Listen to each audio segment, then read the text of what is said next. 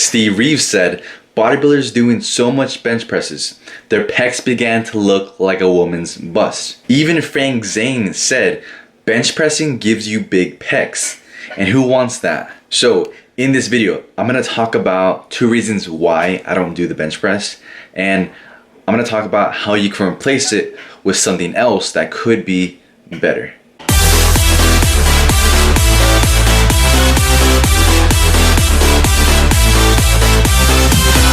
So, reason number 1. Bench pressing gives you big pecs. It builds the mass of the pecs. As Steve Reeves stated, bodybuilders began to overdevelop their pecs with too much bench pressing. And the thing is, having big pecs, like watermelon pecs, like Steve Reeves said, it doesn't give you a symmetric look. It gives you a blocky look. It's not aesthetic. You see, a lot of the old school guys, they wanted a chest that looked like a plate of armor. A square chest, and one of the ways to achieve that is a lot of upper chest development. Now if you're doing bench pressing, that works too much of the pecs, too much mass, and that gives you a blocky kind of watermelon look. Alright, so that was reason number 1. Reason number 2 is that it works too much of the front deltoid. Now this is something that Frank Zane and Vince Gironda both said. I didn't have a good chest back then, about a year ago. I was still doing bench presses, flat flies, and a bunch of shit like that.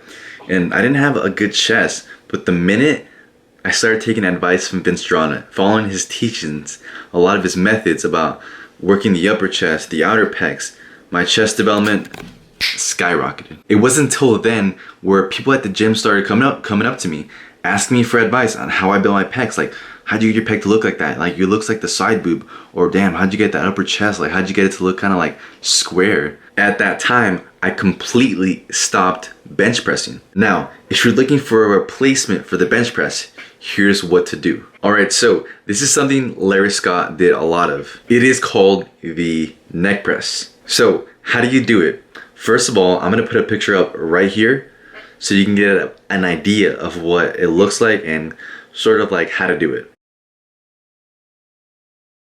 Traditionally, the neck press is done on a Smith machine. It's done just like the bench press on a bench with a bar, and instead of bringing the bar down to below your nipple line or wherever you bring the bar down, like to your chest, you bring it down to the top of your collarbone. Vince Gironda also said that you have to cross your legs and lift them up when you're doing this movement. What this does is that it works a lot of your upper chest and lower chest.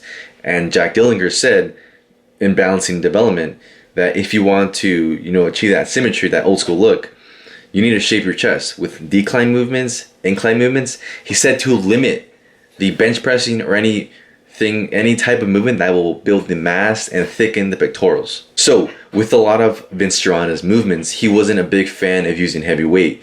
He was more in favor of the stimulation, do the movement enough until you fail in form.